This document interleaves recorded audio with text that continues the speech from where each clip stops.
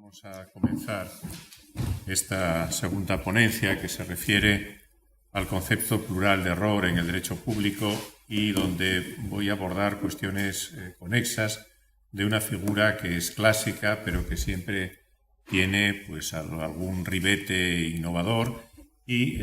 una institución, la del error, sobre la cual hay una cierta tensión jurídica entre la doctrina del Tribunal Supremo y la doctrina del Tribunal Constitucional, cosa que no es nada infrecuente, y esa tensión, además, en estos momentos, pues está en una situación de oscilación, de cambio, ¿no? Bien, en primer término voy a referirme a la rigidez poco realista de la calificación del error, luego me referiré al error de hecho en los procedimientos administrativos y en los tributarios de los que trae origen. Luego hablaré del error judicial, de esa discrepancia jurisprudencial, de la evolución y daré alguna sugerencia, ¿no? Hablo de rigidez poco realista en la calificación del error porque el concepto de error y su tipología tienen, como he sabido, pues una antigüedad que puede vincularse ya a la casuística y a los jurisconsultos del derecho romano. La amplitud de sus contenidos y supuestos es originariamente aún más amplia de lo que puede parecer si se tiene en cuenta que en Roma y en el derecho medieval europeo error e ignorancia son expresiones sinónimas. Aún lo son en buena medida en el ordenamiento penal italiano. El derecho medieval, el derecho romano también, existía pues a casuística del error en el negocio, en la persona, en la sustancia. Ejemplo típico del sexo de un esclavo podría ser pues, un error en sustancia, en la cantidad, en la calidad, en los motivos. La voluntad interna debía primar siempre sobre la voluntad afectada por la tara del error, si éste era esencial, adjetivo fundamental, pero como tantos otros posteriormente acuñados, de no fácil determinación en ocasiones. De ahí el papel preponderante que siempre tuvo la jurisprudencia a la hora de analizar, discernir y calificar caso por caso por encima de la argumentación teórica. Porque el error, y de ahí su inicial aplicación al ámbito negocial, es contrario al consentimiento. En los principios nihil tam contrarium consensu quam error, non videtur consentire qui errant. Bueno, pero no tardará en acuñarse con una contraposición de fácil retentiva la dualidad de juris et facti ignorancia, aún utilizada en nuestros tiempos y tanto en el ámbito privado como en el público. Error de hecho, error de derecho. Distinción terminológicamente nítida, pero con muchas limitaciones jurídicas. El ejemplo de error fáctico, que reproduce a mediados del siglo XIX nuestro gran jurisconsulto español, Joaquín Escriche, es la del heredero que paga una supuesta deuda del causante que realmente ya estaba satisfecha. Bueno, eso tiene innegable repercusión jurídica como pago de lo indebido y enriquecimiento injusto y no es en absoluto asimilable a una confusión material, nominal o numérica de un documento que carece de todo efecto jurídico si se designa al titular del órgano que ha de asumir una suplencia por ausencia temporal de un cargo superior y se desliza, por ejemplo, en el acto que se publica, un error material en el nombre o un apellido del suplente. Esto es evidente que tal hierro no tiene ninguna trascendencia. Bien. Por tanto, no todos los errores de hecho son similares, por más que la legislación medieval, incluida la de partidas, que aún está presente en nuestra novísima recopilación de 1805, se empeñara en distinguir modalidades del error fáctico desde la perspectiva única del casuismo y no siempre de la trascendencia del equívoco. Error sobre la causa impulsiva o motivo particular, sobre la causa principal y legal del contrato, sobre el cuerpo de la cosa que es objeto de la convención, sobre la sustancia, sobre su nombre o calidades, sobre su valor, sobre la naturaleza del negocio. Bien, el derecho público contemporáneo, con poco más de 2 siglos a sus espaldas, también acogió la doctrina del error. En algunos casos, como el contractual, adaptando fácilmente la doctrina civil al estatus y prerrogativas de los poderes públicos y en otros reformulándolo por completo. Tengamos en cuenta que los errores de los poderes públicos y la evolución de su reconocimiento van históricamente parejos, caso de la responsabilidad principal, parejos al principio tan arraigado de que el príncipe y luego el Estado no puede equivocarse. Por tanto, la idea del error es heterodoxa en la concepción histórica, ¿no? Pero también aquí hay errores mayores y menores, sin perjuicio de la utilización de la misma terminología para referirse a los graves y a los que en nada comprometen las esencias histórico-filosóficas del poder.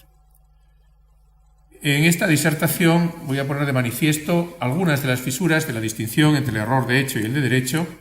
que por cierto el Tribunal Supremo en su más reciente jurisprudencia pues está aboliendo los efectos prácticos de esta diferencia, que tiene reminiscencias, como se ha dicho, muy antiguas y amplia construcción dogmática previa a la codificación y al Estado de Derecho. Sin embargo, los destinatarios o víctimas del error padecen el amasijo de lucubraciones doctrinales y jurisprudenciales, y sin salir ya del derecho público, observamos cómo el concepto de error que causa indefensión, elaborado por el Tribunal Constitucional, difiere sustancialmente de la apreciación tan desproporcionadamente restringida que las distintas salas del Tribunal Supremo han venido manteniendo, al menos hasta entrada esta década, sobre el error judicial que da pie al resarcimiento patrimonial. Diversamente, una misma ley procedimental, como otras procesales, herederas de normas más antiguas, sigue utilizando la misma expresión, error de hecho, para referirse a dos realidades jurídicamente opuestas, diametralmente dispares. Se llama error de hecho a la errata que puede subsanarse o rectificarse en cualquier momento, y la causa que da lugar también al complejísimo y extraordinario procedimiento del recurso de revisión se llama también error de hecho. Es obvio que dos situaciones tan dispares no debieran tener idéntica denominación, cuando además, en el segundo de los casos, lo fáctico y lo jurídico no siempre se pueden deslindar con facilidad. Sin embargo, la jurisprudencia española de los primeros años de desarrollo constitucional, de la que aún existen vestigios, mantiene la existencia de una frontera que marca, por ejemplo, la posible fundamentación de un recurso de revisión por error de hecho, al partir de que esta causa incide en el plano de lo puramente fáctico sin poner en cuestión el tema del derecho aplicable, no siendo posible, por lo tanto, aplicar la técnica del error de hecho a cuestiones jurídicas, aunque estos hipotéticos errores sean manifiestos o patentes. O lo que es lo mismo, queda excluido de dicho recurso extraordinario todo aquello que se refiera a cuestiones jurídicas, apreciación de la trascendencia o alcance de los hechos indubitados, valoración de las pruebas, interpretación de disposiciones legales y calificaciones que puedan establecerse. Solo los hechos tenidos en cuenta a la hora de dictar el acto recurrible y siempre que en ellos se hubiera incurrido en manifiesto error. En suma, me atreveré a abogar por una reformulación realista y ajustada al presente de la doctrina general del error y sus consecuencias. Y comienzo hablando del error de hecho.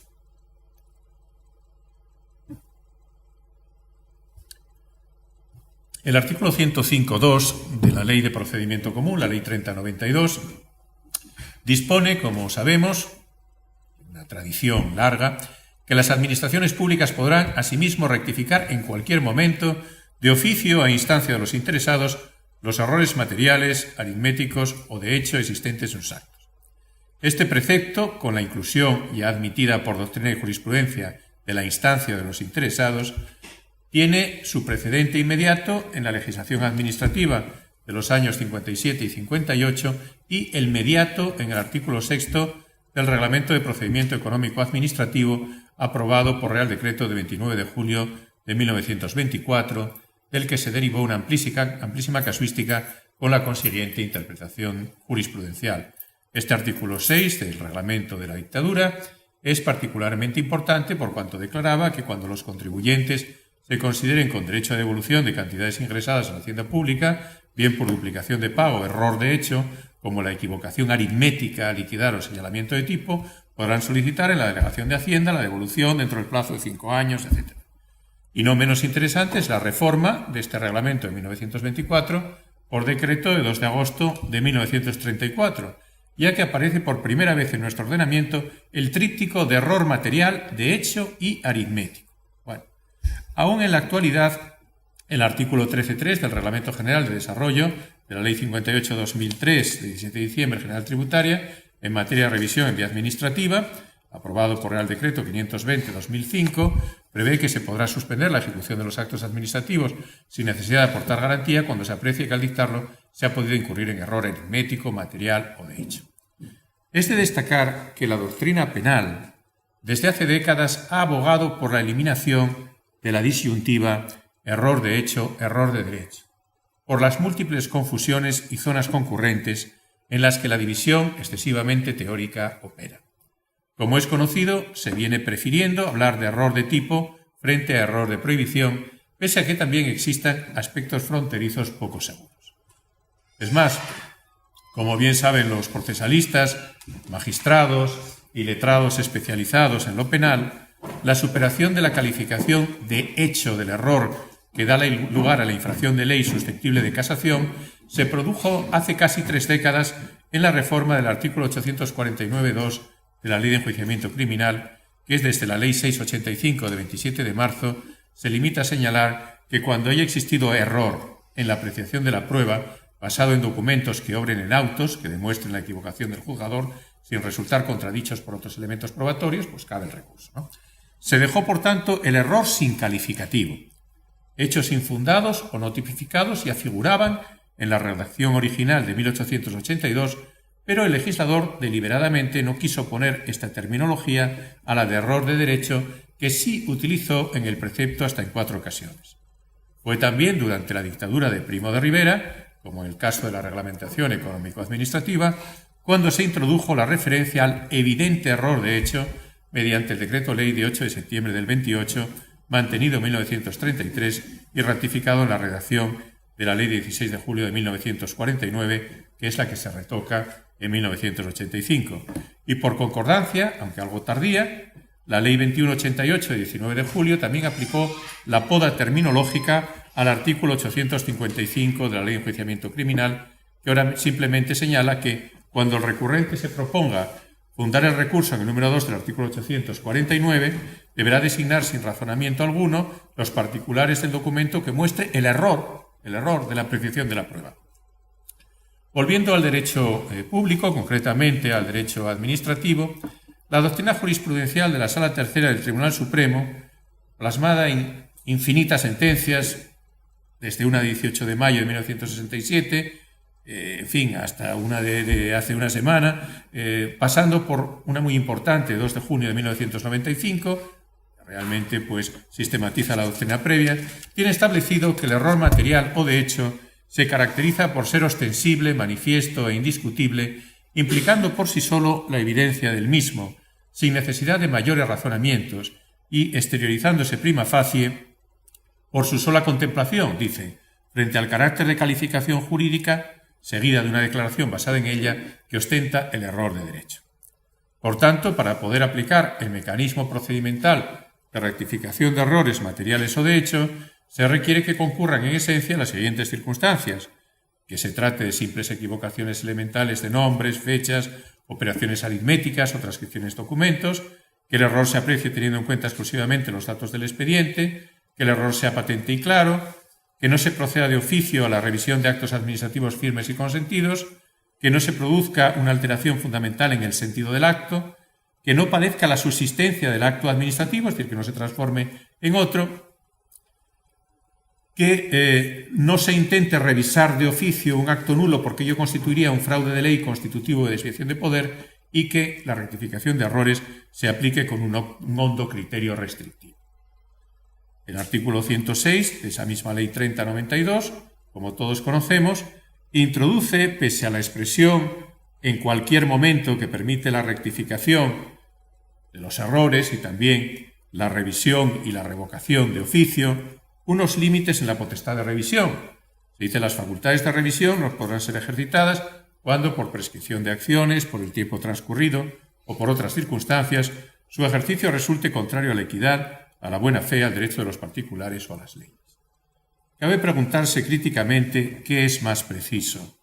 el en cualquier momento declararán de oficio la nulidad o rectificarán los errores materiales, aritméticos o de hecho, o el no podrán ser ejercitadas las acciones cuando por el tiempo transcurrido. La primera posibilidad, en cualquier momento, equivale a siempre.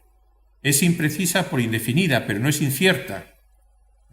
Es un incertus certus. La segunda es incierta, indeterminada e insegura, aunque se diga, curiosamente por la doctrina de los órganos consultivos, que busca la seguridad jurídica, porque no cuantifica el tiempo que debe transcurrir para no poder ejercitar las funciones revisoras o rectificadoras. Por el tiempo transcurrido, un incertus incertus, ¿no? Por tanto, legalidad versus seguridad jurídica. La sentencia ya antigua del Tribunal Supremo de 22 de abril de 1971 entendió que esta limitación solo afectaba a los actos anulables, pero a partir de una sentencia de 29 de abril del 74, que tardó en ratificarse y en ser doctrina hasta el año 81, otra sentencia de 11 de mayo, y hasta la fecha, también digamos que se extiende a los nulos esa limitación revocadora o rectificadora, constituyendo, dice el Supremo, un mentis a la regla quod nullum es non potest tractus tempus convalescere. Y lo cierto es que la Constitución española no prioriza un principio sobre otro en el artículo 9.3. Es más, cita en primer término el de legalidad, reiterado desde la perspectiva administrativa, en los artículos 103.1 y 106.1, sin referirme al 25.1 que antes citaba el profesor Punset a propósito del principio de legalidad sancionadora. Pero esta doctrina, a la postre negadora de la revocación indefinida, incluida la de los actos radicalmente nulos, puede verse, como digo, en la doctrina consultiva y no solo en la jurisprudencial.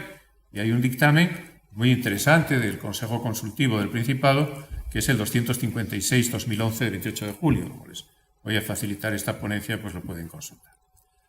Lo cierto es que en el constante abuso de la rectificación de errores materiales o de hecho, merecedor de algún tipo de recriminación personal por encima de la mera consideración anulatoria del acto por desviación de poder, también hay alguna doctrina, incluso algún informe de órgano consultivo, y uno de Extremadura muy interesante, que dice que no es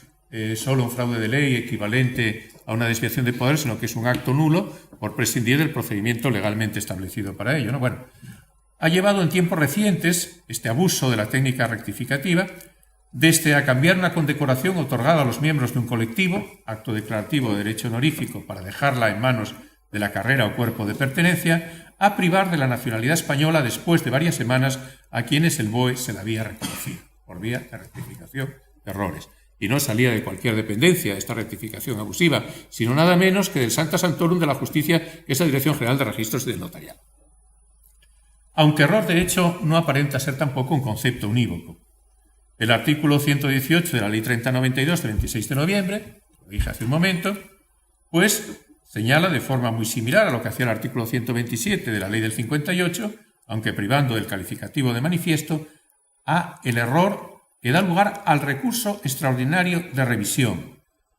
cuando el acto se dicta habiendo incurrido en error de hecho que resulta de los propios documentos incorporados al expediente, causa que no tiene, a diferencia de otras, continuidad o analogía en la regulación de la revisión jurisdiccional prevista en el artículo 102 de la Ley 2998 de la Jurisdicción Contenciosa Administrativa.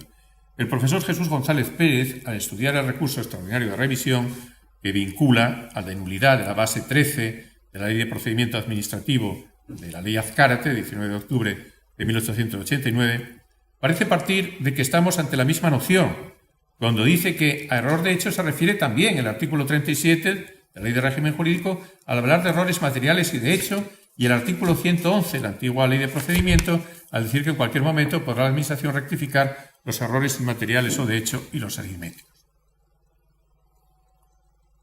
Sin embargo, el propio González Pérez en otro lugar realiza una aclaración precisa y luminosa y señala que no podría admitirse en la interpretación de la legislación del 58 que los interesados no pudieran instar la rectificación del error de hecho con base en que uno de los motivos del recurso de revisión sea el que funda en la misma expresión, porque aunque a primera vista, textualmente dice, sí parece una razón decisiva, ya que sin el recurso extraordinario el interesado solo tiene un plazo de 4 años para instar la revisión y solo por error manifiesto, ¿cómo va a poder en cualquier momento instar un procedimiento de rectificación, aun cuando el error no sea manifiesto? Pero continúa diciendo que el argumento ofrece una mera validez aparente si se tiene en cuenta la diferencia sustancial entre una y otra vía. Y aquí ofrece la clave del diferente concepto, o al menos de los dispares efectos de lo que el legislador, posiblemente de forma no muy afortunada y mantenida, viene denominando, por respecto a una terminología milenaria, con las mismas 3 palabras. El recurso de revisión no solo persigue la rectificación del error, sino la anulación del acto, a fin de que se dicte otro nuevo, en atención a las razones invocadas en el recurso. De aquí que esta posibilidad se limite en el tiempo y solo cuando se trata de error manifiesto. Por el contrario, el procedimiento corrector no tiene el alcance de anular el acto. Se limita a una simple rectificación. El acto subsistirá aunque debidamente corregido el error en que se hubiera incurrido. Bien, sobre esto hago un inciso. El error material, aritmético, de hecho, que se puede rectificar ahora ya claramente a instancia del interesado o oficio por la propia administración, es un error que en principio es subsanable siempre y debe ser siempre subsanable, y una vez que es apreciado debe corregirse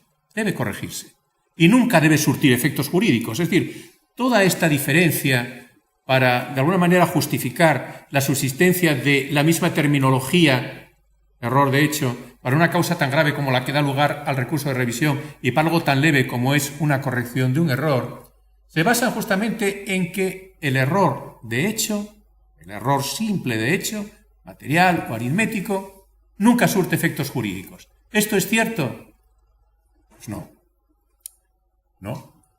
Y voy a poner un caso sin salir de estos muros. De la misma manera que luego me meteré un poco con la justicia, me voy a meter con el mundo universitario ahora, ¿no? Bien. Como sabemos, estamos ahora en un tránsito justamente de la enésima reforma educativa. Y concretamente en el tema de las reválidas, en el bachillerato y demás, y la supresión de las pruebas de acceso a la universidad,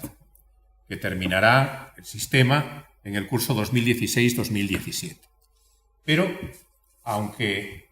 la regulación última de las pruebas de acceso a la universidad, el Real Decreto 1892-2008 de 14 de noviembre, ha sido derogado el 6 de junio del año pasado por otro Real Decreto, sin embargo, se dice que hasta el curso 2016-2017, inclusive, no se dice que subsistirá o que estará vigente ese artículo, sino que las universidades tendrán en cuenta el decreto derogado. Es una cosa muy curiosa. Tendrán en cuenta, siempre se decía en una disposición transitoria, que tal artículo permanecería vigente hasta que no sé qué más, si era una ley se deslegalizaba, lo típico, ¿no? No, ahora se dice que se tendrá en cuenta. Y todas las universidades lo tienen en cuenta, lo aplican. Tener en cuenta es un eufemismo, quiere decir que lo aplican. Bueno, pues en este decreto 1892-2008, que sigue siendo tenido en cuenta por las universidades y lo será hasta 2017, el reglamentador prevé un error de hecho, un error aritmético concretamente, que yo me he atrevido a llamar en un trabajo reciente, que no se remedia y además promedia.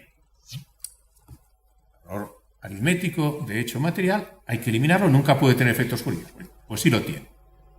En las pruebas de acceso a la universidad, y conste que siempre deseé, cuando mi hijo llegara a la selectividad, que tuviera algún pequeño problema para reclamar y de esa manera, bueno, pues ver si llegaba hasta el Tribunal Supremo y anulaban esta cuestión, que es un disparate, como van a ver inmediatamente los que no lo sepan, que algunos lo saben, ¿no?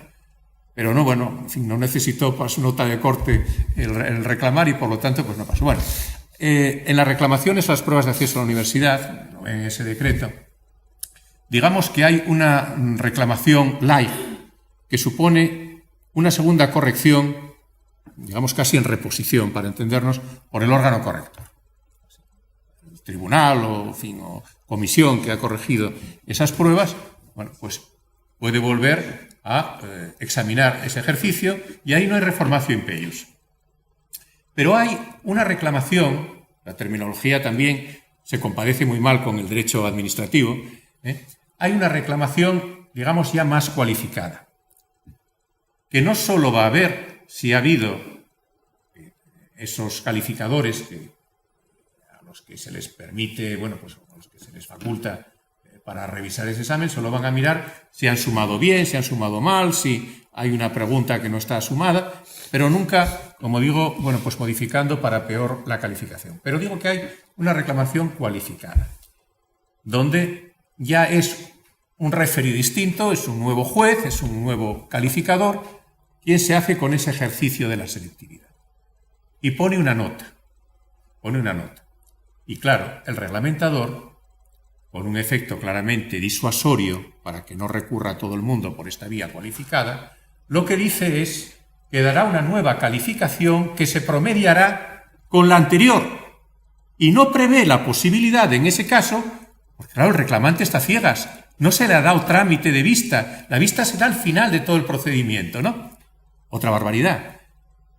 Está a ciegas, no sabe que ha fallado, no sabe si hay un error de hecho, pero dice, esta calificación es un esperpento, voy a la vía más amplia. Pero es que resulta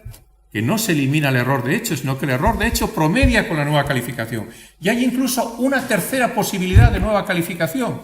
y promedian las dos anteriores con la tercera. Por lo tanto, ahí vemos cómo el error material, el error aritmético, se mantiene y tiene efectos jurídicos pese a todo lo que nos cuenta la jurisprudencia y la doctrina.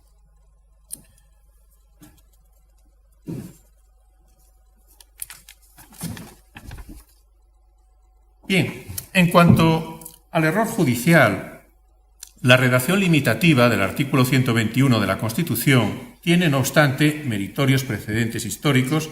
que estudió en su día el profesor Martín Rebollo. Tal es el caso del Código Penal de 1822, en cuyo artículo 179 se decía que quien, tras haber sufrido un procedimiento criminal, fuese declarado absolutamente inocente del delito culpa sobre el que se hubiera procedido, pues cabría, lógicamente, la indemnización. En ese caso, el cuerpo punitivo del Tribunal Liberal disponía la inmediata y completa indemnización de todos los daños y perjuicios que hubiera sufrido en su persona, reputación y bienes, sin exigencia de costas ni gasto alguno, el indebidamente condenado. Indemnización por cuenta del Estado si el procedimiento se había iniciado de oficio y a cargo del juez si éste había obrado con malicia o culpa. Si el proceso se había incoado previa acusación particular, obviamente infundada en lo personal, el débito resarcitorio se imputaba al acusador en exclusiva, salvo concurrencia o cooperación del juez por malicia, negligencia o ignorancia, en cuyo caso magistrado y acusador respondían mancomunadamente. La indemnización debía ser efectiva y capaz de compensar todos los daños, perjuicios y molestias sufridos por el inocente, y aunque de ordinario sería de índole pecuniaria, que había que se supliera con alguna honra o merced según las circunstancias personales y el tenor de la sentencia. Por ley de 7 de agosto de 1899 se introdujo en la de enjuiciamiento criminal, sancionada el 22 de junio de 1882, una novedosa regulación del recurso de revisión y se previó de paso la indemnización a los condenados en el orden penal a los que posteriormente se declarara inocentes. En efecto, además de ampliarse la causa tercera del artículo 954, relativo a dicho recurso extraordinario, esta ley, aprobada a iniciativa de Gumersindo de Azcárate, añadía: cuando en recurso de revisión se dicte sentencia absolutoria, los interesados en ella o sus herederos tendrán derecho a las indemnizaciones civiles a que hubiera lugar, según el derecho común, pudiendo obtener del Estado la indemnización de los perjuicios sufridos por virtud de la sentencia anulada cuando el tribunal o juez sentenciador haya incurrido en responsabilidad y no pueda hacerse efectiva. Se trataba de un reconocimiento limitado, pues como apreció el propio Martín Rebollo, solo admitía la responsabilidad del Estado de forma subsidiaria y previa existencia de condena al juez sentenciador cuya insolvencia era cubierta por la hacienda pública.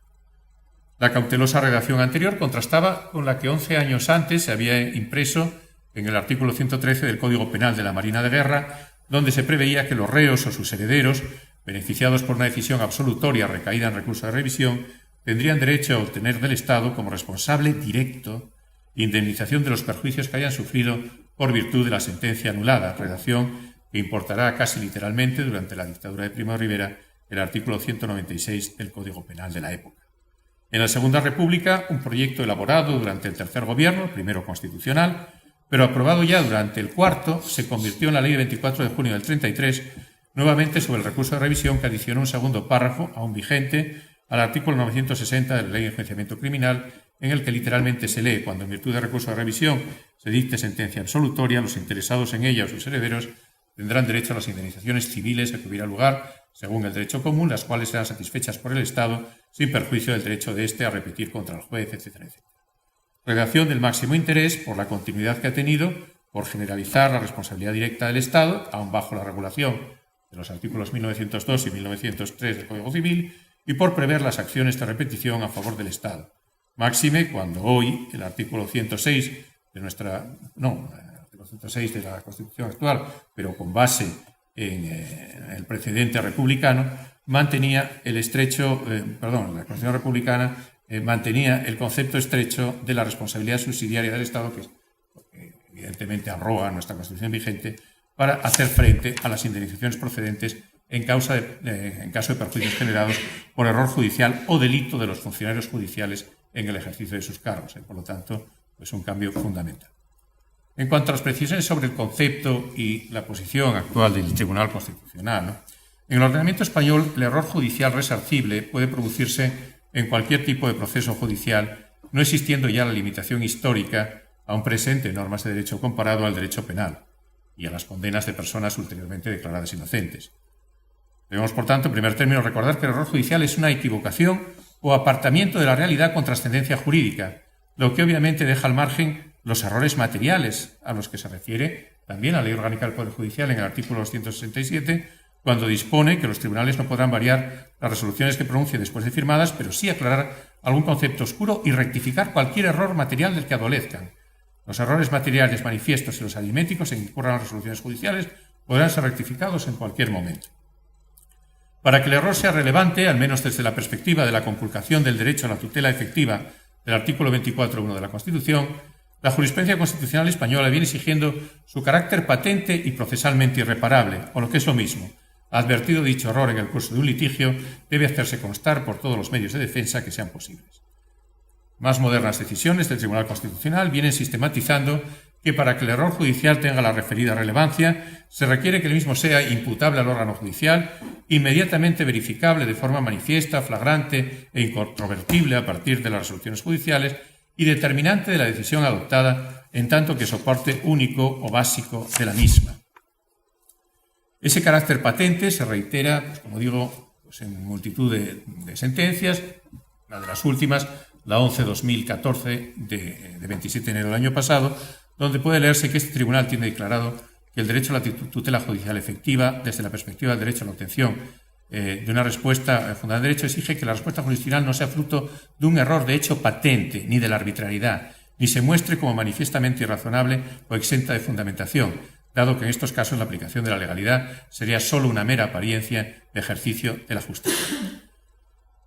En otra sentencia, concretamente en la 127-2013, el tribunal dice, como hemos recordado, ya en la 64-2010, el derecho fundamental a la tutela judicial efectiva no incluye un pretendido derecho al acierto judicial, esto es bien conocido, en la selección, interpretación y aplicación de las disposiciones legales, pero sí comprende, entre otras dimensiones, el derecho a obtener una resolución judicial motivada, que a su vez, según la doctrina constitucional, presenta varias manifestaciones. Supone, en primer lugar, que la resolución ha de estar suficientemente motivada, es decir, contener elementos y razones de juicio que permitan conocer cuáles han sido los criterios jurídicos que fundamentan la decisión. Y, en segundo lugar, la motivación debe contener una fundamentación en derecho, lo que conlleva la garantía de que la decisión no sea consecuencia de una aplicación arbitraria ni resulta manifiestamente irrazonable, incursa en un error patente o en una evidente contradicción entre los fundamentos jurídicos o entre estos y el fallo.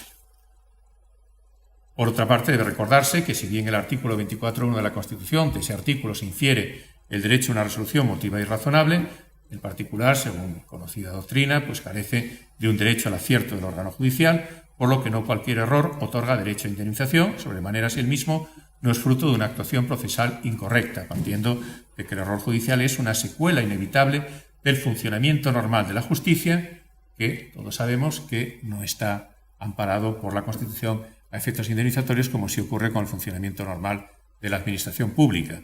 Quizá en la utopía que soñó en algún momento León Tigui, pues esto hubiera sido posible, pero es evidente que el funcionamiento normal pues, cada vez se va a alejar más de una posibilidad de resarcimiento, también en el ámbito de la administración pública, donde hay embates muy claros en ese sentido. Terminológicamente, el Tribunal Constitucional se abona a las adjetivaciones del error no de derecho, aunque con trascendencia jurídica que ya conocemos, error material y error de hecho fáctico, aunque en ocasiones solo utilice la adjetivación de patente. Y es que realmente, pues, el error que debiera ser resarcible es el error patente no subsanado en las distintas instancias y grados, error patente no subsanado en las diversas instancias y grados, que causa un daño efectivo, individualizado y traducible económicamente. Y eso debiera ser, digamos, la configuración tanto desde la perspectiva constitucional, que parece que va por ahí, como desde la óptica del Tribunal Supremo a efectos de reconocimiento del error judicial que da lugar a indemnización. En fin, la sentencia constitucional 90-2010, también la 157-2009 de 29 de junio, hablan del concepto de error material, de error de hecho habla también la sentencia constitucional 2/2013 de 14 de enero, y en esto vamos a ver que el Tribunal Supremo va a superar un poco también pues esta casuística diferenciadora. A error fáctico con relevancia constitucional se refiere, antes de reconocer el derecho del recurrente en amparo a la tutela judicial efectiva, la sentencia 30/2014 de 24 de febrero. Escuetamente a error patente, quizás sea mucho más aconsejable esta adjetivación, la sentencia 8/2014 de 27 de enero. Pero vemos que el Tribunal Constitucional adjetiva o desadjetiva el error porque todavía es, de alguna manera, digamos, está preso por esa casuística que ha impregnado pues, todo el ordenamiento, no solo el ordenamiento jurídico privado, sino también el ordenamiento jurídico público. Es cierto que el Tribunal Constitucional, a los efectos de resarcimientos, no realiza declaraciones específicas de error judicial, a los efectos de poder, como digo ulteriormente, instar una reclamación de daños, ni está tampoco el Tribunal Constitucional entre los órganos judiciales competentes para ello, ni su función, cuando conoce el recurso de amparo respecto de decisiones de jueces y tribunal, puede ir más allá, como dice concretamente pues, la sentencia antes citada, la 3/2014, de lo que señala el propio artículo 54 de la Ley Orgánica, que es concretar si se han violado derechos o libertades y se abstendrá de cualquier otra consideración sobre la actuación de los órganos jurisdiccionales. Tal vez por ello, pues la jurisprudencia de las salas del Tribunal Supremo, que da por conocida sin más el Tribunal Constitucional en su sentencia 42/2010, viene manteniendo, a efectos del error judicial que puede dar lugar a indemnización, una interpretación mucho más exigente que la que el Tribunal Constitucional ofrece a propósito del artículo 24.1 de la norma fundamental. Por ejemplo, la Sala Tercera, igual que otras salas y particularmente la Sala Especial del artículo 61, viene manifestando con rigidez que un proceso como el declarativo del error en que se combate una sentencia firme no puede configurarse como una tercera instancia, no bastando con alegar la existencia de una incorrecta apreciación en la sentencia controvertida para sin más lograr la declaración de que ésta ha incurrido en error judicial. Esta doctrina del Tribunal Supremo, como digo, en la práctica es común a todas las salas, ha perfilado el tipo de actuación procesal susceptible de considerarse error revisable y en su caso susceptible de indemnización. En primer lugar, por su magnitud, solo un error craso, evidente e injustificado, cito casi textualmente, puede dar lugar a la declaración de error judicial, pues este procedimiento no es en modo alguno una nueva instancia a la que el recurrente pueda insistir o en la que el recurrente pueda insistir ante otro tribunal con argumentos ya rechazados. El error judicial tampoco es un sucedáneo de un claudicante recurso de casación. El error judicial es, por tanto, para el Tribunal Supremo, una equivocación manifiesta y palmaria en la fijación de los hechos o en la interpretación o aplicación de la ley o del derecho, por basarse en normas, dice el Tribunal, derogadas, inexistentes o entendidas fuera de toda razón o sentido, ya de dimanar de una resolución injusta o equivocada, viciada de un error indisculpable, patente, indubitado e incontestable. El Tribunal Supremo llega a hablar, reduciendo el concepto de error judicial, no sin un cierto punto de corporativismo defensivo, de una equivocación manifiesta que haya provocado conclusiones fácticas o jurídicas ilógicas, irracionales, insensatas, esperpénticas, extravagantes, disparatadas o absurdas que rompan la armonía del orden jurídico. Tal parece que más que un error exige un horror judicial, porque según esta exégesis restrictiva, no toda posible equivocación es susceptible de calificarse como error judicial, aunque sea patente y aunque no se haya advertido en el curso del proceso y sus distintas instancias, porque esta expresión, según la doctrina unívoca hasta tiempos muy recientes del Tribunal Supremo, ha de reservarse para supuestos especiales cualificados en los que se advierta una, comillas, desatención, desidia o falta de interés jurídico del juzgador, por contradecir lo evidente o por incurrir en una aplicación del derecho fundada en normas inexistentes, pues el error judicial ha de ser manifiesto, incluso grosero y flagrante, supuestos únicos que originarían por el desorden institucional que vendrían a evidenciar el deber a cargo del Estado de indemnizar los daños causados de forma directa y sin necesidad de declarar la culpabilidad del juzgador. Estas expresiones jurisprudenciales, como vemos, encierran ya un prejuicio de la resarcibilidad de daños por el error, cuando no corresponde a las salas del Tribunal Supremo pronunciarse inicialmente sobre tal cuestión, sino únicamente sobre si hubo o no error judicial. Están, por tanto, adelantándose a la apreciación del Consejo de Estado y del Ministerio de Justicia, como puede apreciarse nítidamente en alguna de las escasas decisiones en que se estima una demanda de error. Por ejemplo, la sentencia de la Sala Primera de 23 de noviembre de 2005 ya dice directamente que hay derecho a indemnización. Va más allá de lo que tiene asignado, que es la declaración del error, ¿no? Cuando no ordenando directa indebidamente a la Administración que indemnice. Además, concluir que en ese caso la responsabilidad es directa del Estado. Amén de una obviedad, no deja de ser una conclusión secundaria, toda vez que un juez desatento, desidioso, sin interés por el derecho y que llega a conclusiones groseras, esperpénticas e irracionales aplicando derecho inexistente o interpretando fuera de todo sentido, podría ser un prevaricador o cuando menos alguien que actúa con dolo o culpa grave, situación esta que se configura como excepcional en la regulación al respecto de la Ley Orgánica del Poder Judicial y que el Tribunal Supremo convierte en regla general del error resarcible, lo que además no parece la mejor forma de avanzar hacia esa objetivación de la responsabilidad que poco a poco se está diluyendo. Y también parece disfuncional esta vuelta de tuerca a la doctrina constitucional sobre el error judicial patente. Para que un error, en tanto que manifestación del juzgador no ajustada a la realidad, pueda afectar al derecho a la tutela judicial efectiva, el Tribunal Constitucional se viene limitando a exigir que concurran en él ciertas características, pues como resulta pacífico, no toda inexactitud o equivocación del juzgador tiene relevancia constitucional, pero con constatar su evidencia o notoriedad y que es ratio decidendi de la resolución y que es sólo atribuible al órgano que lo cometió, es decir, no imputable a la negligencia o mala fe de la parte, parece más que suficiente. Además, si ha causado un daño individualizado, efectivo y evaluable económicamente, se resarce y punto, y no hay ningún drama.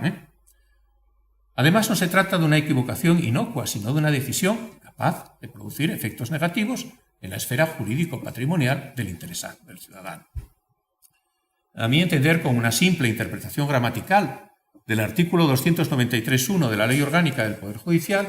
las salas del Tribunal Supremo deberían limitarse a declarar si existió un error con similares criterios a los establecidos por el Tribunal Constitucional, sin extremar la rigidez interpretativa y sin prejuzgar siquiera indirectamente si esos efectos negativos de la esfera jurídica del ciudadano van a ser merecedores de indemnización, puesto que lo más que debe decir una sentencia declarativa de error judicial es que tal declaración se hace sin perjuicio, cierto, esta expresión no es una errata, sin perjuicio de los perjuicios que pueden en su día quedar acreditados de forma efectiva. Como, pese a esa aparente redundancia, dice con toda corrección la magnífica sentencia de la Sala Segunda de 10 de octubre de 2006. Sin perjuicio de los perjuicios. Hay error judicial sin perjuicio de los perjuicios que puedan en su día quedar acreditados de forma efectiva. Pudieron no haberse dado. Puede haber un error, pero ser inocuo. No sabemos que la anulación en vía administrativa o judicial de una actuación de por sí no conlleva ningún derecho a indemnización, hay que probarlo, ¿no? Bueno, con la doctrina reseñada, mimética y de una cohesión sin fisuras para todas las salas del Tribunal Supremo, no es de extrañar que de las numerosísimas demandas de declaración de error judicial que entran en el registro general de dicho órgano, solo una minoría insignificante encuentre acogida a su pedimento. En el año 2009 elaboré un trabajo donde creo que no llegaba ni a un 3 o un 4% pues las demandas que se acogían de error judicial. Y curiosamente la práctica totalidad de esa minoría dulcifica, es curioso, el error judicial no existe prácticamente nunca porque tiene que ser esperpéntico, extravagante, pero cuando ya no queda más remedio que reconocer que hay error judicial, vuelve el corporativismo. Y entonces se dulcifica. El juez o el tribunal que ha cometido el error judicial, bueno, pues no fue para tanto, sí hay un error judicial, pero no se dice, es usted un prevaricador, desconoce el derecho, se lo inventa, no. Es curioso. En esos casos se dulcifica, como digo,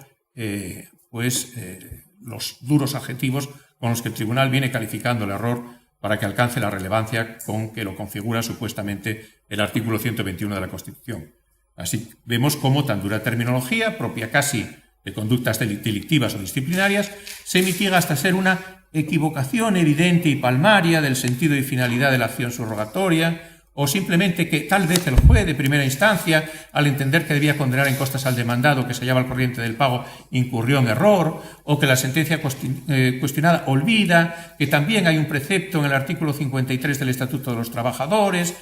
Este error alcanza una virtualidad bastante para que prospere. No es evidentemente la extravagancia, la impertinencia, la ignorancia, etcétera, etcétera. Solo muy excepcionalmente, en fin, todas estas sentencias, más de 2 centenares, las tienen citadas a pie de página en este trabajo. Bueno, solo muy excepcionalmente hallamos alguna decisión que al constatar el error judicial se emplea con relativa dureza léxica. Por ejemplo, esta serie de resoluciones donde la desatención o la falta de interés jurídico resulta evidente hasta el punto de haberse actuado fuera de los cauces legales. Esto lo dirá pues, la sentencia de la Sala Primera de 22 de abril del 96. O, al no haber tenido en cuenta el juzgador estos límites legales, su resolución carece de toda justificación desde el punto de vista del derecho. Bueno, esta es también de la Sala Primera de 23 de noviembre de 2005, pero tampoco es excesivamente dura, ¿no? Una más reciente decisión del Tribunal Supremo, de 22 de marzo de 2012, yo me congratulo de haber puesto un grano de arena en esta crítica, parece felizmente rehuir, luego veremos alguna sentencia más, estas exigencias extremas desde el punto de vista terminológico a la hora de reconocer el error judicial, acercándose un poco más a la idea del error del Tribunal Constitucional.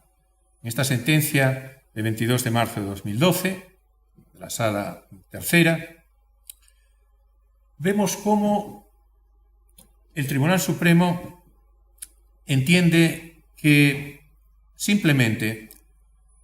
un juez, y esto se perpetuó, que desconocía que un ciclomotor podía circular por un arcén, comete un error, es un error de legalidad claramente, y esto llega, es decir, la sanción impuesta y demás, llega hasta las últimas consecuencias, ¿no? Bien, y en ese caso sin necesidad tampoco de utilizar pues, términos duros o extravagantes, dice que está claro que se trata de una equivocación manifiesta y palmaria a la hora de observar la legislación de tráfico y el reglamento de la circulación, por lo cual bueno, pues procede sin más declarar el error judicial, sin ningún tipo, es cierto, hay sentencias que justificaban, pero aquí sin entrar tampoco en grandes expresiones grandilocuentes, expresiones absolutamente peyorativas, ¿no? Sí se está manteniendo el calificativo de equivocación manifiesta, equivocación palmaria, pero ello es más que sobrado, es correcto, es más que sobrado para otorgar una compensación en su caso, siendo también destacable la concurrencia de las dos figuras constitucionales.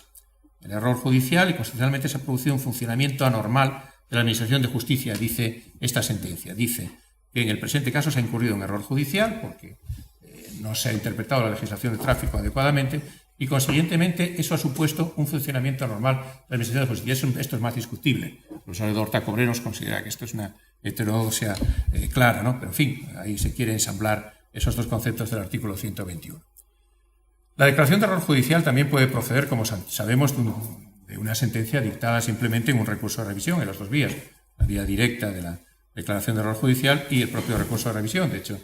como sabemos, el procedimiento de declaración de error judicial se rige supletoriamente por la tramitación del recurso de revisión. Y en el artículo 293 de la Ley Orgánica del Poder Judicial se dice: la reclamación de indemnización por causa de error deberá ir precedida de una decisión judicial que expresamente lo reconozca, que puede ser resultar ya directamente una sentencia dictada en virtud del recurso de revisión. Bien, como decía, hay un cierto movimiento en el Tribunal Supremo en los últimos años. Por no extenderme en demasía, citaré alguna sentencia que se mantiene en esta línea, vamos a decir así, restrictiva y casi regresiva. Por ejemplo, una sentencia de 15 de noviembre de 2012 de la sección primera de la Sala Tercera, en recurso de revisión, pues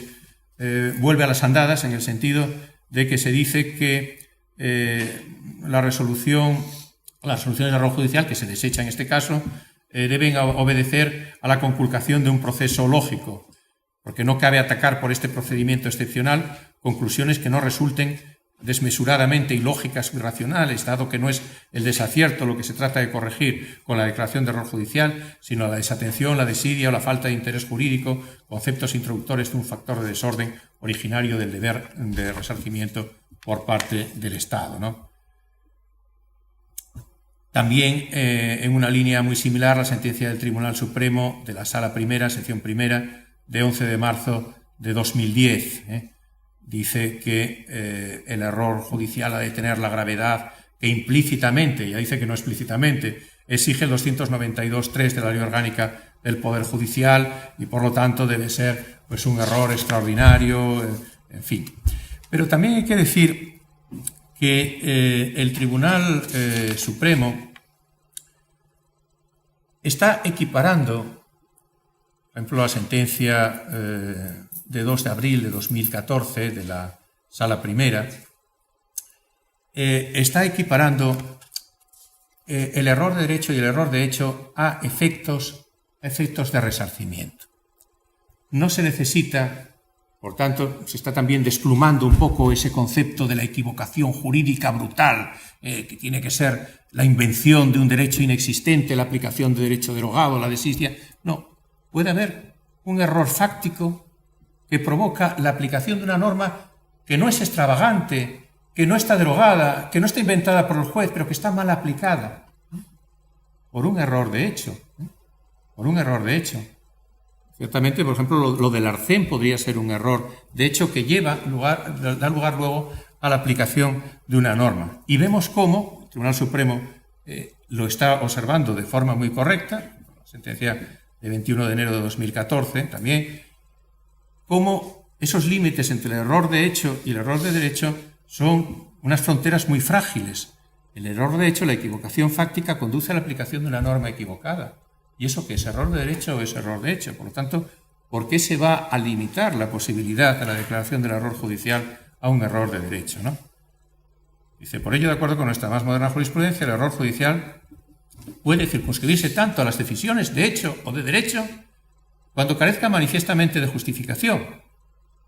pues admitir otros supuestos de error implicaría utilizar el trámite para producir el debate sobre las pretensiones planteadas. Ya había habido alguna sentencia en el año 96, concretamente una de 26 de noviembre de ese año, que había equiparado pues esa noción, pero a partir, como digo, del año 2012 y concretamente con la sentencia 21 de enero de 2014, ya digamos que esa rígida diferenciación, como vimos al comienzo de la exposición, ya provenía del derecho romano, pues va languideciendo, lo cual creo que es un acierto.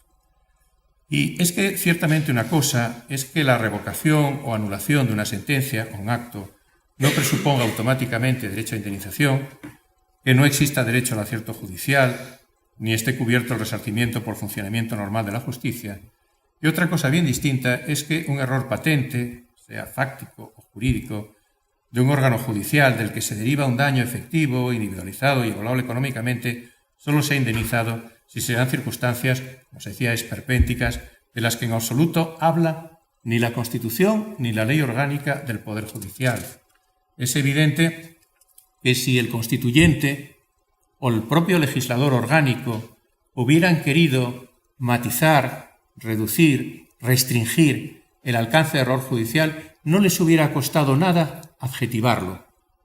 Bueno, pues donde la Constitución y la ley no distinguen, no adjetivan, tampoco el aplicador jurídico, el Tribunal Supremo, debiera hacerlo.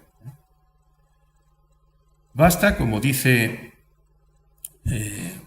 como dice nuestra norma fundamental, que se produzca realmente un error judicial. Ese error judicial es fácil percibir en qué consiste. Hemos hablado de ello, es decir, un error que no se subsana, que es relevante, que es patente y si produce, que puede no producir, pues efectos dañosos, pues debe ser indemnizado, ¿no? Baste, por tanto, esa carencia manifiesta de justificación, siendo, como digo, además irrelevante para el acierto de la decisión el que en origen el error causante de derecho, el error causante del daño sea un error de hecho o un error de derecho. Cuestión que debemos ir superando poco a poco, como se hizo, como digo, en el derecho penal en gran medida, ¿no? A modo de sugerencias conclusivas para terminar, yo creo que deben aproximarse las ramas del ordenamiento, singularmente las referidas al derecho procesal y procedimental en lo tocante al concepto de error. Es curioso que el único acercamiento, más que acercamiento, como decía antes, mimetismo, contagio, absoluta identificación, se produjera, al menos hasta 2012, en la uniforme jurisprudencia restrictiva del Tribunal Supremo, que quizá pudiera tildarse incluso de fraude de Constitución. Ahí sí había, pues una unificación doctrinal, pero debe aproximarse las distintas ramas del ordenamiento a la hora de establecer el concepto del error. Particularmente, como hace años que realizó la doctrina penal, debe abandonarse por elaborarse la muchas veces insatisfactoria separación entre el error de hecho y el error de derecho, por más que viniera sentada desde el derecho romano y sea conocida en todos los países y culturas jurídicas de su influencia, en todos. También debiera utilizarse una terminología distinta o, cuando menos, una adjetivación que incida en la relevancia jurídica o en la alteración del contenido del acto para referirse a errores de hecho que son erratas inocuas y errores de hecho que inciden decisivamente en los derechos e intereses de los particulares y o comprometen a los poderes públicos hasta ser objeto, causa y fundamento de un recurso extraordinario contra actos firmes, por ejemplo. También sería oportuno establecer algún tipo de sanción personal añadida a la mera anulabilidad del acto para quienes fraudulenta y encubiertamente pues revisan de oficio actos declarativos de derechos utilizando la vía espuria de la vía de rectificación de errores materiales o de hecho. Y por último, entiendo que debería rebajarse por vía legal, ya no hablo de modificar la Ley Orgánica del Poder Judicial, sería quizá lo mejor, aunque bastaría pues un cambio jurisprudencial, por no tener, a mi entender, base constitucional, ese grado de desmesura del error judicial acomodándose a la doctrina del Tribunal Constitucional sobre el error de derecho relevante a efectos de indefensión, siempre que la misma genere un daño con los requisitos del artículo 139 de la Ley 3092, al que viene a remitirse además el artículo 293 de la Ley Orgánica del Poder Judicial, es decir, cause pues, un daño efectivo, evaluable económicamente y individualizado. Por lo tanto, pues estas serían algunas sugerencias y también termino y quedo a su disposición. Muchas gracias.